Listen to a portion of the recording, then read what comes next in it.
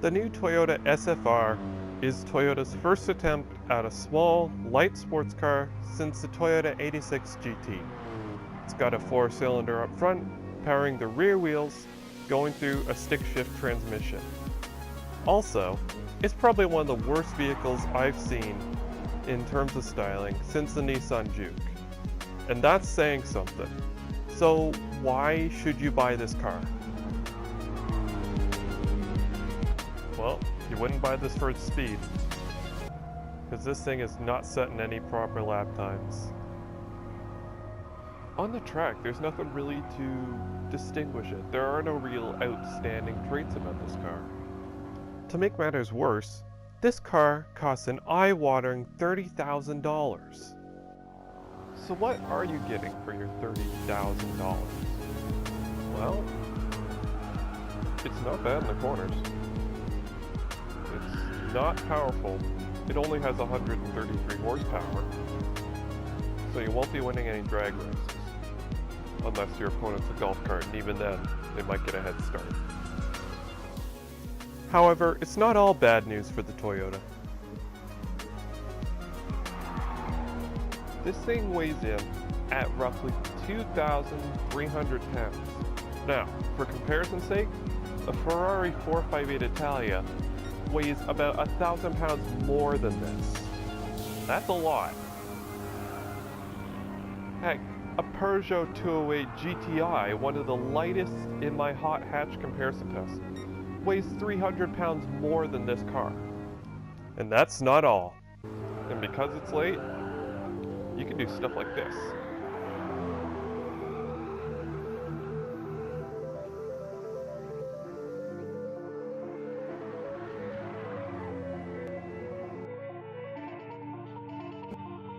I've been driving this car for a bit now.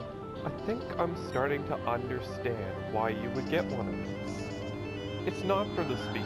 It's never about the speed of these cars. It's light, but it's not the lightest car. There are lighter ones. Mazda Miata comes to mind. It's just, there's something special about it.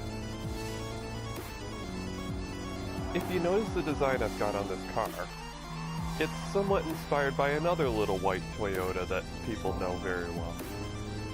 Something that was in some drifting show. The thing about this car is it's not fast. It's not designed to be. It's just supposed to be fun. It's got a secret sauce about it, if you will. It's just got something about it. I can't put my finger on it. It's not the best handling car. It's not the fastest car. But it's so much fun.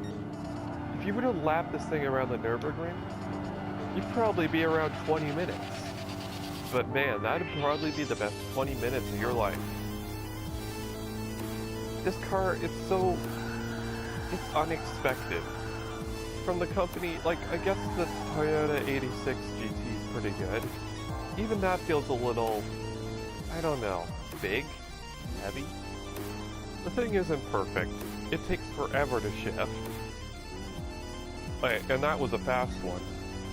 And the tail isn't really nailed down as well as the front is. But there's not enough power for that really to be a problem. That's another problem. It's slow, it just doesn't have the power, and the gearing is tall. Well, the gearing is surprisingly tall for how much power it is. But if it was perfect, it just, I don't know, it wouldn't be as fun. It's working around those little quirks, those little imperfections that makes a car fun to drive. You have to learn it, instead of bending it to your will. You sort of have to figure out what Toyota was thinking with this car. And once you figure that out, this thing is an amazing car. You'll never want to go back to anything else. However, if you're in the market for a small, lightweight sports car, what's wrong with the Mazda MX-5? It costs $5,000 less than the Toyota. In addition to being cheaper than the Toyota, this thing is even lighter. This thing only weighs around 2,200 pounds. That's about 100 less. Actually, if we're going accurate numbers, there's about 150 pounds less in this car than there is in that super lightweight Toyota. That's just mind-boggling. The only production car I can find in this game that I believe is even lighter is an Alfa Romeo 4C, and that thing's made of carbon fiber. Something this thing doesn't have. So not only is it light and affordable, it's amazingly low tech. Like, I'm just playing around for fun. I don't need a super fancy dual clutch transmission or anything. Heck, I don't even have a roof. You don't need one. This thing is just about having fun. There is some statistics about this car. I'm not the only one that feels this is a great car on track. This, statistically, is the most raced car in history. The Mazda MX-5 as a whole, like not just this generation, all the generations included, the Mazda MX-5 is the most raced car in the history of the world. And that's a fact. So, why would you buy a Toyota over this? Well, I'd say the Toyota felt much sharper than this does. This thing feels a little more blunt at the front. It takes a little longer to respond. And, well, look at the tail.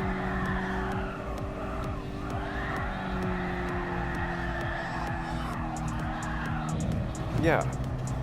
See, the Toyota was so much more nailed down than this car. I suspect that's because that was still sort of a concept car at that point, whereas this is a full-on road car. But Miatas are known to be tail-happy. No, and it gets worse too. This thing only has 128 horsepower. Imagine how loose this car must be if I can hold a power slide with 128 horsepower. And unfortunately, the bad news doesn't end there. With the MX-5, it feels like you're playing to Mazda's certain set of rules they laid down.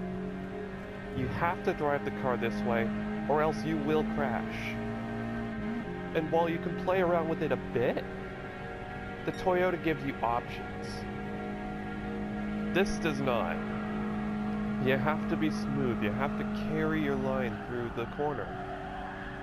In the Toyota, if you mess up, you're still in full control of the vehicle. You can still make it back to that racing line and lose nearly no time in the last.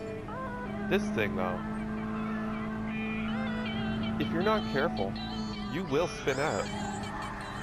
Because that rear end, it feels like it's on a lower set of tires than the front. It honestly does. Combine that with loads of body roll, which I believe is part of the problem. And it's just not, I don't know how to describe it. It feels like a heavier car. That's the best way to describe it. It's 150 pounds lighter, but it feels like a heavier car. And having tall gearing doesn't help. That lack of horsepower is even more apparent.